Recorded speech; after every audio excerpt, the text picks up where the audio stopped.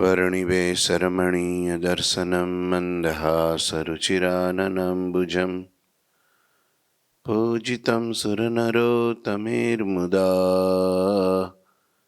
धर्मनन्दनमहं विचिन्तये। गुरुर्ब्रह्मा गुरुर्विष्णु गुरुर्देवो महेश्वर गुरुः साक्षात् परं ब्रह्म तस्मै श्री गुरुवे नमः। ॐ अवतारिणे श्री स्वामिनारायणाय नमो नमः। ॐ श्री घनश्यामाय नीलकण्ठाय सहजानन्दाय च नमो नमः। हरिः कृष्णाय परं ब्रह्मणे च नमो नमः।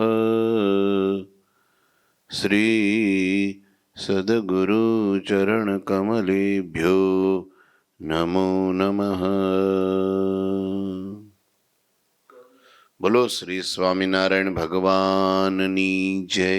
श्री ठाकुरजी महाराजनी जय। श्री हरि कृष्ण महाराजनी जय। श्री घनश्याम महाराजनी जय। श्री सद्गुरुदेवनी जय। श्री 500 परमहंसनी जय। जय श्री स्वामिनारायण। આપણી સવારની ચાલતી કથા પુરુષોત્તમ ચરિત્રની કવિશ્વર દલપતરામજીએ કથા લખી છે. સુંદર મજાની ચોપાઈઓમાં સોરઠા અને દોહા વ્રજ ભાષામાં રામાયણી શૈલીમાં લખી છે. અને એ કથા ચાલતી ચાલતી 17 અધ્યાયની આપણી કથા અધૂરી હતી કે દેવતાઓએ ભગવાન પ્રગટ થયા અને ત્યારે આવીને બધાએ પુષ્પે વધાવી અને સ્તુતિ પ્રાર્થના કરી હતી. અને છેલ્લે બધાએ ગામના જે લોકો હતા એ મહારાજની મૂર્તિને જોઈને બાળ પ્રભુને જોઈને આશીષ દેવા લાગ્યા છે. ભક્તિ તનુજ બહુ જુગ જીવો, બહુ જ વધારે જીવો એમ. હવે આગળ ચોપાયો લખે છે. રસટેરાઈ વિપ્રસુજાના જાત કર્મ કિય વેદ વિધાના દ્વિજ કો બહુ વિધિદાન સુદીને જાચક કે સન્માન હી કીને. વૃષ એટલે ધર્મદેવ. ધર્મદેવે બ્રાહ્મણોને બોલાવ્યા, જાત કર્મ વિધિ કર્યું. જે કંઈ જન્મ થાય ને એટલે પિતા જાત કર્મ સંસ્કાર કરાવે. બ્રાહ્મણોને બોલાવીને જે પ્રમાણે કરવાની હતી એ વિધિ બધી કરી. યાચકોને બોલાવ્યા, ભિક્ષુકોને બોલાવ્યા કે જાઓ ધર્મદેવને ત્યાં બાળકનો જન્મ થયો છે અને તમને બધાને દાન દેવાના છે. એ યાચકોને આમ તુચ્છ ભાવથી નહીં, સન્માનથી દાન દીધું. સન્માનથી હો, નહીંતર કોઈને દાન દે ને ત્યારે એમ તુચ્છ ભાવના બીજા પ્રત્યે થઈ જાય. એવું નહીં. મારા મોટા ભાગ્ય છે કે મારે આંગણે યાચકો આવ્યા છે. હા, એવા ભાવથી. મારે ઘેરે ભિક્ષુકો આવ્યા છે, મારે ઘેરે અન્નાર્થી આવ્યા છે. હરી ઈચ્છા સે તાતરુ માતા ભૂલ ગયે પૂરવ ભવ બાતા. ભગવાનની ઈચ્છાથી માતા અને પિતાને બંનેને પ્રભુના દિવ્ય દર્શન થયા છે. એમને ભગવાને યાદ પણ કરાવ્યું કે જે તમને વૃંદાવનમાં જે તમને દર્શન આપ્યા હતા અને વચન આપ્યું હતું એ પ્રમાણે હું તમારે ત્યાં જન્મ લઉં છું. હું પ્રભુ છું. તમારે ત્યાં કોઈ સામાન્ય જન્મ નથી થયો. પણ માતા પિતાને અહોભાવ તો થયો. પછી ભગવાને પોતાની માયારૂપી પડદો પાછો નાખી દીધો.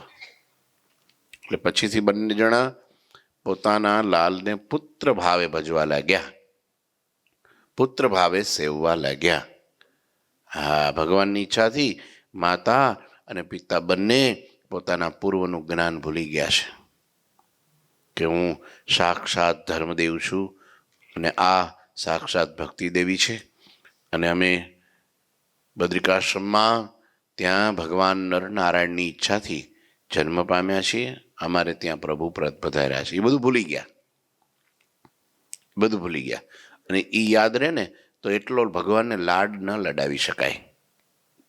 હા, એ ભગવાન જ હોય તો પછી સામે હાથ જ જોડી દેવાય. પછી એને થાય અર ઉપરાત થઈ જાય, આમ થાય તેમ થાય, સતત ચિંતિત રહે. એટલે મા બાપને ભગવાનને ચિંતિત નહોતા કરવા, એટલે એને મનુષ્ય રૂપ થયું. એટલે પછી વઢે ટોકે, એને ભૂખ લાગે જમાડે, લાડ લડાવે.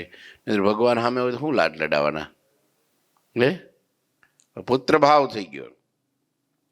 પ્રભુ મેં પુની સુત ભાવ જનાયો. જોયું? ફરી વાર પુત્ર ભાવ જણાવ્યો. દિવ્ય ભાવ દિલ સે વિસરાયો. હા, દિવ્ય ભાવ હતો. દિવ્ય ભાવમાં એટલું લાડ ન લડાવી શકાય. હા, બાળક જેવો હોય એને જ્યારે આપણે પ્રેમ કરીએ પછી એમ કે આ ભગવાન છે તો પછી તો ત્યાં ઘૂંટણિયા પર હાથ જ જોડવાના રહે કે આને હવે હું ખવડાવું, આને હું પીવડાવું, આને હું દવડાવું, આને શું કરવું? આ તો ભગવાન છે, આને શું જરૂર છે? એવું થઈ જાય. હા હા, દીકરાના મોહમાં બધું હાલે. એટલે પછી લાડ લડાવવા માટે ભગવાનને પુત્રપણાનું, પોતાના માતા પિતાને સુખ આપવું છે, એટલા માટે ભગવાને દિવ્ય ભાવ ભૂલાવ્યો છે. વૃષ ઘર મેં હરિજન મેં જબતે, સુખ સંપત્તિ આવન લગી તબતે, વિપતિ સબસો ગઈ બહાઈ, રંચ રહી નહીં દરિદ્રતાઈ. ભગવાન નહોતા ત્યાં સુધી દરિદ્રતા હતી. ભગવાન આવ્યા એટલે અમીર થઈ ગયા. શાનાથી અમીર થયા? ભગવાનથી. એટલે ભગવાન આવ્યા એટલે પછી રૂપિયાના ઢગલા થયા, સોના ચાંદીના ઢગલા થયા, હીરા માણેક કોક આપી ગયું, એવું નહીં. ભગવાન જ સંપત્તિ મોટી છે ને. હે શ્યામ તમે સાચું નાણું. અત્યારે પણ ભગવાનની મૂર્તિ કોઈક એને ઘેર આપે ને તો એમ કે સ્વામી એની જરૂર નથી, થોડા રૂપિયાવાળા થઈ એવું કંઈક કરો. એટલે ભગવાનની કિંમત રૂપિયા હારે કાંઈ નહીં, ઘર મકાન બંગલા હારે કાંઈ નહીં. લો, એ તો અમારે ત્યાં છે જ ને એમ કે પાછા હું કે તો એ ઓછું છે? ભગવાન છે એ ઓછું છે? કયો તો ભગવાન છે એ ઓછું છે? એ કેટલું મોટું નાણું છે કયો તો મને? ભગવાનને કઈ સંપત્તિ સાથે તુલવી શકાય? તોય એને ઘેરે ભગવાન હોય, મૂર્તિ ઘેરે હોય, સરસ મંદિર હોય, રોજ સવાર સાંજ પૂજા પાઠ, રોજ સવાર સાંજ આરતી કીર્તન ધૂન કરતા હોય, એ પોઢાડતા જગાડતા જમાડતા હોય. હા, તો એ પાછા આપણે કહીએ કે કેમ છે તો કેમ સ્વામી કાંઈ નથી મારી પાસે. અરે તો શું કે મારી પાસે કાંઈ છે એમ કે હું ખાલી માણસ છું. શું કે અમારી પાસે શું હોય? તો આ છે એ કોણ છે? તો બોલો, કોકને ઘેરે ગરીબના ઝૂંપડામાં નરેન્દ્ર મોદી જાય તો એ બિચારા નાખી જિંદગી ઉત્સાહ ઓછો નથી થતો. બોલો, કોણ જાય તો હલો આહા આહા એમ થઈ આવડે. અને આપણા ઘરમાં ભગવાન હોય તો અહો અહો પણ ન થાય, કારણ કિંમત નથી સમજતા. ભગવાનની કિંમત કેટલી છે. લ્યો, ભગવાન આવ્યા, મારે હવે બીજું કાંઈ નથી જોતું. લો, શબરીની જેમ, વિદુરની જેમ, સગ્રામ ભગતની જેમ. લો, સગ્રામ ભગતને માગવાનું કીધું ભગવાને. સગ્રામ ભગતને માગો કે માગો કે તેને શું માગ્યું? આંગણીએ સુજાજુ ભણીએ, વાલા આવો મારે આંગણીએ. જોયું? હું માગ્યું? મારે ઘેરે આવો ને, મારે બીજું કાંઈ જોતું. ભગવાન એને ઘેરે ગયા. લ્યો, કોણ અમીર કયો તો? અને કરોડપતિ હોય તો કે હજી 2-4 ગામડાનું રાજ દઈ દો ને મહારાજ. તો આટલું બધું જ છે, હવે કેટલું જોઈશે? કે હું તો ખાલી માણસ છું, આવો ખંડિયો રાજા છું. એમ કે લ્યો કોણ ગરીબ કયો તો ગરીબ માગવા આવે તો એમ કે આપણી પાસે કાંઈ નથી, લ્યો આપણી પાસે કાંઈ નથી, લ્યો તો ગરીબ કે મારી પાસે વાટકો જ છે, તારી પાસે કાંઈ નથી, તાર કરતાં તો અમીર હું છું. ન આપી શકે એ ગરીબ કહેવાય. હા, અને ભગવાન આવે કાંઈ બાકી રહેતું. એટલે અહીંયા કહે છે કે ભગવાન જ્યારે જન્મ થયો ત્યારે સુખ સંપત્તિ આવન લગી તબ હે. અને આમાં આવે, આ લોકનું બધું આવે, બધું જ આવે. ભગવાન આવે એટલે બધું. લક્ષ્મી છે ને, લક્ષ્મી એ પતિવ્રતા છે. કોણ છે? પતિવ્રતા છે. પોતાના પતિ નારાયણને મૂકીને ક્યાંય જાય નહીં. અને જ્યાં નારાયણ જાય ત્યાં લક્ષ્મી જાય. સીધી વાત છે ને. લક્ષ્મીને કેવળ લક્ષ્મી પાછળ પડે તો લક્ષ્મી કે હું મારા નારાયણ વિના કેમ રહું? ભાઈ જાઓ. અને બીજું, જ્યાં સંપ હોય, સુરતભાવ, આત્મીયતા હોય, સંપ હોય ને અરસપરસ. એક બહુ મોટા શેઠ હતા. પછી ખબર નહીં દેશકાળ બદલાય એટલે એની ખબર છે ને આવું કંઈક આમ કોઈક માણસ છેતરી જાય અથવા તો કંઈક માલ ફસાઈ જાય, ક્યારેક તો પેમેન્ટ આવતું ન હોય અને બધું જાતું હોય એટલે ધીરે ધીરે ધીરે બધું લૂંટાતું જાય. કાંઈ રહે નહીં, પછી રહેવાનું ખાલી ઘર રહ્યું. એટલે પેલા શેઠે એમના દીકરાને કીધું કે બેટા કે હવે આપણે પાસે કાંઈ છે નહીં, હવે શું કરશું? તો કે પપ્પા કાંઈ ન હોય તો કાંઈ નહીં, અમે તો છીએ જ ને. કે હા, દીકરાના વહુને કીધું કે હવે શું કરશું તારે? તો કે ના ના બાપુજી કાંઈ ચિંતા ન કરતા, આપણે તો છીએ જ ને, આપણે તો ભેડું જ રહેવું. એને એમ કે છોકરાઓ હવે નોખા થઈ જાય, કાંઈ રહ્યું નથી ને, એટલે કે છોકરા ભાગી જાય આમ કમાવાનું, આમ તેમ કમાવાનું, બીજે ને ત્રીજે, એમ કે હવે શેઠને થયું હું એકલો થઈ જઈશ. દીકરાના વહુને અત્યાર સુધી બધું હતું, રાસ રચેલું, આ તે રૂપિયા ધન દોલત, તો બધાને મજા આવતી. અને હવે બધા આપણી પાસે કાંઈ રહ્યું નથી, તો હવે દીકરાનું વહુ એમ કે હાલો બાપુજી પાસે કાંઈ છે નહીં, તો હવે નોખા થઈ જઈએ, હાલો ભાઈ હજી. પણ કોઈ એકથી એક બધાને પૂછ્યું, એના પત્નીને કીધું, દીકરાઓને, દીકરાના વહુને, એના દીકરાના દીકરાઓને, બધાને. પણ બધા કે ના બાપુજી ચિંતા કાંઈ કરતા નહીં, અમે બેઠા છીએ, આપણે છીએ, બસ ગમે નથી ગમે તે કરશું, પણ આપણે જુદું પડવાનું નથી, આપણે આપણા ઘરમાંથી નોખું પડવાનું નથી. તે દિવસે લક્ષ્મીજી જતા હતા ને તે આંગણામાંથી લક્ષ્મીજીએ શેઠને દર્શન આપીને કીધું હતું, બોલો કે હવે હું તમારા ઘરમાંથી વિદાય થાઉં છું, હવે તમારું પ્રારબ્ધ બદલાઈ રહ્યું છે, ધીરે ધીરે બધું ખલાસ થઈ જશે. અને તે વખતે શેઠને ચિંતા થઈ કે એ જાહે તો મારું ઘર તો છીન ભીન નહીં થઈ જાય ને, ચિંતા થઈ. અને એ વખતે બધા દીકરાઓને, દીકરીઓને, બધાને જે કોઈ ઘરના સભ્યો હતા બધાને બોલાવી અને આ વાત કરી કે આવું છે. ત્યારે કે ભલે જાય, અમે છીએ ને, ભલે લક્ષ્મીને જવું જ જાય, અમે ક્યાંય જવાના નથી. એ સંપ એકબીજાનો એ જોયો ને તો લક્ષ્મીજી પાછા વળી ગયા, બોલો ઘરમાં. ત્યારે શેઠને થયું કેમ માતાજી તમારે તો જવું હતું ને? ત્યારે કે હવે હું નહીં જઈ શકું, હું તો તમારી કસોટી કરવા આવી હતી, આ બધા શું કરે છે જી? હા, તો લક્ષ્મીજી પાછા વળ્યા, હવે હું તમારા ઘરનો ક્યારેય ત્યાગ નહીં કરું. કેમ કે તમારા ઘરમાં સંપ બહુ છે. સંપ હોય ને તે સંપત્તિ બહુ આવે. હા હા, જે માણસ વહેલો જાગે ને એની ઘેરી સંપત્તિ બહુ આવે, એમ કે છે. હા, વહેલો જાગે, વહેલો સુવે, વહેલો જાગે વીર, બલ બુદ્ધિ ને વિદ્યા વધે. હા, સંપત્તિ, નાના પ્રકારની સંપત્તિ વધે, એવું બધું લખ્યું છે. હા, મોડો મોડો જાગે તો આમાંય કોઈ નોકરી ન રાખે. હા હા, બલ બુદ્ધિ ને ધન વધે, સુખમાં રહે શરીર, ધન વધે. લ્યો, વહેલો જાગે ને એ બધું ધાર્યું કામ પાર પાડી શકે ને. મોડો જાગે શું કરે? ખેતીવાડીમાં જો માણસો 4 વાગે 5 વાગે મંદિર ત્યાં ખેતરે વાડીએ ભોગી જાય તો બધું કરી શકે. પછી ક્યાંક આ સૂરજ ચડે 10 વાગે જઈશું હાલ નિરાતે, ત્યાં તડકો ચડી ગયો હોય, પછી શું કામ કરે? અડધો કલાક થાય માંડ મથે તો કે તડકો છે રહેવા દે, તો તડકો હાંજ સુધી ઓછો થાય. હાંજ થાય તો કે હવે ડોબા પાવાનો ને ડોબા દોવાનો ટાઈમ થયો, હાલો ભાગો. હવે શું કરે, રાતે કંઈ કરે? આમ થાય. એટલે પછી બધું ધીરે ધીરે આમ કંઈ લક્ષ્મી કંઈ તમારું કંઈ આમ કોથળો ભરીને લઈ ન જાય, પણ આમ વયું જાય આમ. હા એમ.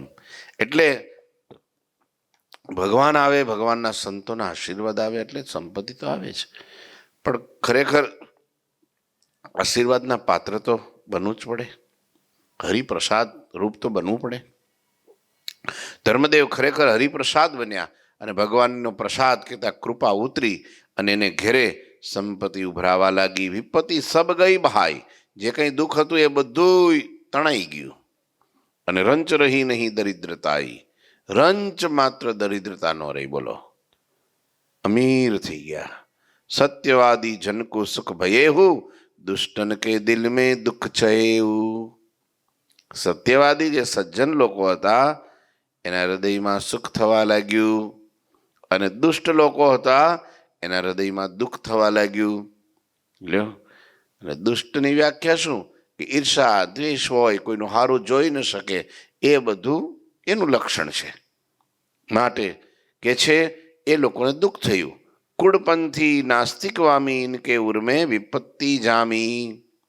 હા, કુડાપંથી હતા, હા, નાસ્તિકો હતા, વામપંથીઓ હતા. જે કંઈ કહેવાય ને કે ભાઈ એ લોકો પછી એમાં પવિત્રતા ને બીજું ત્રીજું ધર્મ નિયમ ને એવું કંઈ શાસ્ત્રની રીતભાત ને કાંઈ ના હોય. પછી ઇન્દ્રિયોને લાડ લડાવા, ઉદરનું પોષણ કરવું, બસ એ જ જેના જીવનમાં લક્ષ્ય હોય એવા જે લોકો હતા.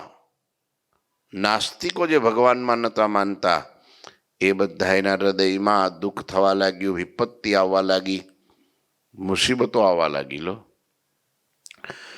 અવર અસુર સબ અવની પર કરત ધર્મ કો દ્વેષ. પછી શું કરે? શાંતિ હૃદયમાં ન થાય એટલે એકબીજાનો દ્વેષ કરે. પછી સુખ ના આવે એટલે દ્વેષ થાય. શું થાય? આ મંદિરે આવીએ, મંદિરે આવીને ભગવાનની સામે બેસે, ભગવાનના દર્શન કરીને જો શાંતિ થાય હૃદયમાં તો બધા એને દિવ્ય મંડે લાગવા. તો મંદિરે આવ્યા પછી ઉદ્વેગ મંડે થવા, અરે શું કરવા અહીંયા, શું કરવા અહીંયા, શું કરું? બે ચાર આટા મારે, પછી એ તો આટા મારે પણ એને બધા આટા મારતા જ દેખાય. પછી એને પછી કોઈ કામ કરતો ન દેખાય. કોઈક સેવા કરતો હોય તો એમ કે આ શું મંડ્યો છે, કરશે કે નહીં, કાંઈ બીજો ધંધો રહી શકે નહીં હોય.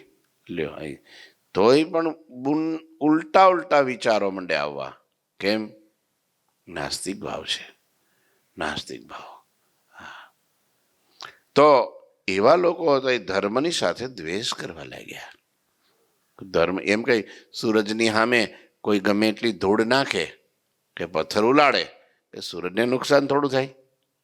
તો પોતાના માથે પડે ને, ખાડો ખોદે ઈ જ પડે. ઇનકે ઉર હરિજન્મ તે ઉપજો ક્લેશ વિશેષ. લે, ભગવાન આવ્યા છે તો આનંદ થવો જોઈએ, એની જગ્યાએ ક્લેશ થવા લાગ્યો. આસુરી તત્વનું કામ છે. કહન લગ્યો યહ કાલ કાલિદત્ત ગુરુ અસુર કો. અસુરોનો જે રાજા હતો એ કાલિદત્ત ઊભો થયો અને બધા અસુરોને ભેગા કરી, જે અસુર ટોળી નરનારીઓની હતી એ બધાને ભેગા કરીને કહેવા લાગ્યો, દેવી શાપ વિકરાલ સત્ય હોન સબહી લગ્યો. પેલું જે આપણે જેના જન્મતી વખતે આપણે જે કાંઈ પેલી કોટરાઓને કૃત્યાઓને આપણે સમાચાર મળ્યા ને કે આપણે એની પહેલાં જ આ બધો આનો વિનાશ કરી નાખીએ અને આપણે પછી એની આગળ દારૂ માંસનો નૈવેદ્ય ધરાવી અને આ બધું કર્યું. એમાંથી દેવી કોપાયમાન થઈ હતી, ક્રોધિત થઈ અને શાપ આપ્યો હતો ને કે ભાઈ આ જે જન્મ છે ને એ તમારો નિકંદન કાઢી નાખશે. એ હરિ જન્મી ચૂક્યો છે અને દેવીનો શાપ સાચો થવા લઈ ગયો છે. હવે આ જો રાત્રે મને હે ને મારી છાતી ઉપર હરફ ફરતા હોય ને એવું લાગે છે, વીછી ચડતા હોય ને એવું લાગે છે, ચારેય બાજુ અગ્નિ હળગાયો હોય ને એની અંદર હું બફાતો હોય ને એવું લાગે છે. આવા સપના આવે છે ભૂંડા ભૂંડા. હા, કે ઉપરથી પહાડ ઉપરથી પડતો હોય એવા સપના આવે છે, કે નદીમાં તણાતો હોવ એવા સપના આવે છે, કે 4-5 માણસો મને ભેગા થઈ અને ભાલાથી મારતા હોય એવા સપના આવે છે. લ્યો, એટલે હવે મને એવું લાગે છે કે દેવીનો જે વિકરાલ જે શાપ દીધો હતો ને એ સાચો થતો હોય એવું લાગે છે. તો કરણ અસુર જનકો સંહારા ભૂતલ ભયો કૃષ્ણ અવતાર. આપણો બધાનો નાશ કરવા હારું આ ધરતી ઉપર કૃષ્ણનો અવતાર થઈ ગયો છે. કે અસુરને ખબર પડી ગઈ, બોલો, કાલિદત્તને ખબર પડી ગઈ હવે આપણો સંહાર થવાનો. હા, અસુરને બીક બહુ લાગે હો. ભય કોને ન લાગે? ભગતને. 4 પ્રકારના ભગતને કદી મૃત્યુનો ભય ન હોય. એક વિશ્વાસુ હોય, એક જ્ઞાની હોય, એક પ્રીતિવાળો હોય. સમજો, આ વચનામૃત લોયાનું બીજું વચનામૃતમાં આ મહારાજે વાત કરી છે કે મૃત્યુનો ભય ક્યારે ટળે? ભગવાન પ્રત્યે વિશ્વાસ, ગાંડો વિશ્વાસ હોય કે જે કરશે ભગવાન મારા ભલા માટે જ કરશે. આ શરીર તો આજ છે ને કાલ નથી, કે આત્મા થોડો મરવાનો છે. એવો જે જ્ઞાની છે એને પણ ક્યારેય મૃત્યુનો ભય લાગતો નથી. એક પ્રીતિવાળો ભગવાનમાં પ્રેમ થઈ ગયો, હવે શું બીજી વાત? સુરવીર, જો સુરવીરને પણ મૃત્યુનો ભય નથી લાગતો. હા, એના ઇન્દ્રિયો અંતઃકરણ એનાથી થરથર કંપતા હોય. હા, બીજો નબળો વિચાર એનામાં આવે નહીં. કાલ મરવાનું તો આજ મરીએ, પણ ધામમાં જવાનું એ વાત પાકી. જ્યાં ધામને મૂકીને ક્યાંય જવાનું. અને આના કરતા ત્યાં તો કરોડો ગણું સુખ છે ભાઈ. ત્યાં કઈ દુઃખ છે? હે, અહીંયા કરતા તો વધારે સુખ છે, કરોડો ગણું સુખ છે. હે ને? ક્યાં કઈ ત્યાં કઈ થોડું કે ભાઈ હાલે આ બધું ઘર પરિવાર આ બધું ન્યાય છે. દુઃખનો લવલેસ નથી. પણ તો ઘણા તોય એમ થાય કે ના ના, હજી થોડાક દે રહી તો સારું. ના, હજી મહારાજ વાર છે, હજી વાર છે. હજી છોકરાઓને ઘર અલગ અલગ બનાવી દેવાના છે. એ બની જાય તો કે હવે છોકરાને પરણાવવાના છે. હવે પરણી જાય તો કે હવે છોકરાને રમાડવાના છે. તો કે એ મોટા થઈ જાય તો પછી હવે કે હવે શું થાય? હવે ઘરમાં આસક્તિ વધવા લાગી છે, પછી નથી જવાતું. પછી જન્મ બીજો થઈ જાય, ભટકવું વધી જાય. એટલે કે છે પછી ભય રહ્યા કરે, મૃત્યુનો ભય રહ્યા કરે. ભગવાનના ભક્તને કદી મૃત્યુનો ભય લાગતો નથી. સુરવીર હોય, વિશ્વાસુ હોય, આ પૃથ્વીવાળો હોય, જ્યાં એવા ભક્ત. અને જ્ઞાનીને પણ ન લાગે ભગવાનનો ભય. કોને લાગે? અસુરને લાગે. સતત ફડકતો રહે, બીતો રહે. બોલો, હા, બીક તો ચોરને લાગે ને, કારણ કે ખોટું કરે છે. બીક કોને લાગે? જે ખોટું કરે એને બીક લાગે. એક તો ખોટું બોલે એને બીક લાગે, ખોટું કામ કરે એને બીક લાગે. હા, બીક લાગે ને તરત બીવે. હાચો માણા બીવે નહીં. કોઈ કદાચ હજારો આક્ષેપ નાખી દે, કોઈ કદાચ ગમે એટલી પરેશાની ઊભી કરે, ગમે એટલું દુઃખ દે, ગમે એટલું લઈ લે, કદાચ મારે તોય હાચા માણસને કોઈ દી ભય ન થાય. કોઈ કદાચ બે આક્ષેપ નાખી દે ને કે તમે છે ત્યાં કેમ આમ કરતા હતા, તો કઈ છે હાલો ભાઈ, તમને એવું લાગે છે તો આપણે સુધારો કરી દઈશું, બસ રાજી હાલતા, શું ફેર પડે? અને જેને પેલો ખોટો માણા હોય ને, મને કહેશ તું ક્યારે તે જોયું, 70 પ્રશ્નો ઊભા કરે. જોઈ લઈશ તને. હવે પછી બીક લાગે કે આ કોકને કહી દે તો, 5-25 જણાને કહે તો આપણી આબરૂ શું? એ બીક લાગે ને. આન હે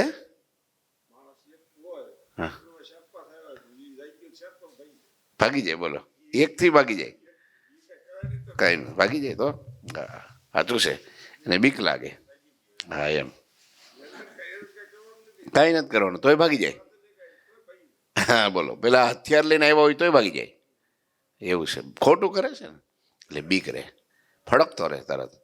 એને ભાઈ હું ઉજાગરો રહે વધારે. રાતે એમ થાય, રાતે આખી ચોરી કરે ને પાછો દિવસે હુએ નહીં, કારણ કે હારો કોક આવશે પકડશે તો. એમાં ઉજાગરામાં રોગ કેટલા થાય? ભયના કારણે માણસને રોગ થાય છે અત્યારે વધારે. બીકના કારણે માણસ પડી જાય છે, મરી જાય છે, આત્મહત્યા કરે છે બીકના કારણે. હા, એક અમેરિકામાં બહુ મોટો પુલનું કામ ચાલતું હતું. આમાં સમુદ્રની ખાડી હતી ને, ખાડી ઉપર કેલિફોર્નિયામાં પુલ બાંધવાનું, બહુ ઊંચો પુલ બાંધે. તે નીચે માણસો આમ નજર કરીને ચક્કરાવીને પડે હેઠા, એટલો ઊંચો પુલ, નીચેથી આખા પ્લેનો વયા જાય એવો ઊંચો પુલ બાંધતા હતા. તે રોજ એકાદો માણા મરે, ઉપરથી પડે હેઠો. અહીંથી પડ્યા હોય તો પડે હાચન, ગયેલો જ હોય. બોલો અહીંથી પડીશું તો બીકમાં પડે ને મરી જાય, હાર્ટ ફેલ થઈ જાય. તે સરકારને ચિંતા થઈ કે હારું આ રોજ એક મરે, હારું આનું કંઈક આ પુલ તો બાંધવાનો છે ને આમ કેમ, હવે શું કરશું? તે નીચે શું કર્યું, આ લોકોએ નેટ બાંધી દીધી. નેટ પડે તો આમાં પડે, મરે નહીં એમ, દરિયામાં ન પડે એમ. એટલે નેટ બાંધી. પણ નેટ બાંધી પછી આશ્ચર્ય એ થયું કે એકેય ન પડ્યો. બીક નો લાગી કે હવે તો મરવાના જ નથી આપણે. તમે બીક હોય ગઈ એટલે જીવી ગયો. બીકના માર્યા માણા મરી જાય છે વધારે. હા હવે સાચું છે. નાગ છે ને બહુ લગભગ 2-5% ઝેરી છે. હો હરફ છે ને એ કેટલા ટકા ઝેરી છે અત્યારે? 2-5%. એનું ઝેર ચડતું નથી માણસને. એ નાગ કઈડે પણ શાના કારણે મરી જાય છે? નાગના ઝેરથી નથી મરી જતા, બીકના માર્યા મરી જાય છે. ઘર મને હાપ કીડો, મને નાગ કીડો, હમણાં હું મરી જઈશ, હમણાં હું મરી જઈશ. એક ડૉક્ટરોએ એક પ્રયોગ કર્યો કે એક માણસને કંઈક ખબર નહીં, કોઈક બહુ એવો ભયાનક ગુનો કર્યો છે, તેને ફાંસીની સજા થઈ. એટલે ફાંસીની સજા થઈ એટલે ડૉક્ટરોની ટીમે વિચાર્યું કે આને હવે આપણે આ લોકોને આપણે પ્રયોગ કરવો છે, એની પાસે મળવું છે. સરકારને વાત કરી એને કે ભાઈ આને મળવું છે ને આવી રીતનું છે, કાલે તમે ફાંસી દેવાના છો તો એક આના ઉપર પ્રયોગ કરવા દો. કરો. ગયા પછી પેલા કેદી પાસે જઈને આ ડૉક્ટરે કીધું કે ભાઈ તને ફાંસીએ ચડાવશે તો તડપી તડપીને મરવું પડે, એમાં તને સારું ને બીક લાગે અંતે, બરાબર? એના કરતાં તને એક આ ઝેરનું ઇન્જેક્શન આપી દઈએ તો ધીરે રહીને આંખ વીંચાઈ જાય અને તું મરી જઈશ. તને દુઃખ નહીં થાય. પેલામાં દુઃખ થાય, આમાં દુઃખ નહીં થાય. બોલ તારે કયું મૃત્યુ પસંદ છે? આ કે તો પછી આવું જ કરાય ને, પેલા હું ચડવાનું. તો કે હા સારું મને ઇન્જેક્શન મારી દેજો. તે પણ પેલાના મગજમાં કરી ગયું કે ઝેરનું ઇન્જેક્શન છે, આ ઝેરનું ઇન્જેક્શન છે, આ તો હું મરી જ જવાનો, ઝેરનું ઇન્જેક્શન છે. અને એ ઇન્જેક્શન પેલા ડૉક્ટરે માર્યું અને ખરેખર આવડા માણા મરી ગયો. સાદું હતું, પાણીનું હતું, કાંઈ થાય નહીં એમ હતું. પણ પેલા મનમાં મગજમાં ભય પહેરી ગયો ને કે આ ઝેરનું ઇન્જેક્શન છે, હું મરી જવાનો, હું મરી જવાનો. તો હાજર મરી ગયો. બોલો, ભયના કારણે માણસ દુઃખી થાય છે. હવે મારું શું થાય, હવે મારું કોણ? છોકરા બધા વયા જાય, આગા પાછા વયા જાય, હગાવાલા વયા જાય, એકલો થઈ જાય, કોઈ કોઈનું માને નહીં. હવે મારું શું થાય? તો માણસ મરી જાય. એમાં એને બ્લડ પ્રેશર વધી જાય, સુગર વધી જાય, પછી એને છે તે ડાયાબિટીસ, શું કહે પેલું એ કોલેસ્ટ્રોલ વધી જાય. આ બધું ભયના કારણે. આ ઘણા ઢેફલા ઉપાડે પણ ભય કાંઈ ન થાય. તમે દાબો ને કે તે કાંઈ ન થાય. બોલો કાંઈ ન થાય. તમે દાબો ને તમે તારે મને ઘણા નથી થતું કાંઈ. બોલો સાચી વાત છે. અને અમુક થોડુંક ખાય ને ના ના ના રહેવા દો ડાયાબિટીસ થઈ જાય, તે ન ખાય તો ડાયાબિટીસ થાય. એટલે એનું મતલબ એવું નથી કહેતો કે ખાવું જોજો પાછા, પણ બીક મૂકીને ખાય કાંઈ ન થાય. બીક મૂકીને કરે તો કાંઈ ન થાય. હે બીક રાખે તો થાય બધું. બીકમાં માણસ સુખી ન રહી શકે એમાં. એટલે કે છે અહીંયા બીક લાગી ગઈ આ લોકોને ખરેખરી, કારણ કે ખોટું કરતા હતા ને એટલે બીક લાગી. જો ઉપાય કછું કરીએ બહી વહી અપનો બચાવ તબહી. ટોકરી વાગી ગઈ છે. બે કીધું હવે આજ તો સંતોની કથા છે નહીં, 2 મિનિટ હમણાં આજે અત્યારે જવાનું છે. હા એ તો કાલ સાંજે કરશો. આજે મુક્તાનંદ સ્વામીનું પ્રાગટ્ય દિવસ છે. લ્યો બોલો મુક્તાનંદ સ્વામી મહારાજની જય. તો મુક્તાનંદ સ્વામી વિશે તો સાંજે કથા આજે કરવાની છે, બધાને બોલાવાના છે. સરસ થોડું પૂજન કરશું, એના વિશે ગુણાનુવાદ કરશું.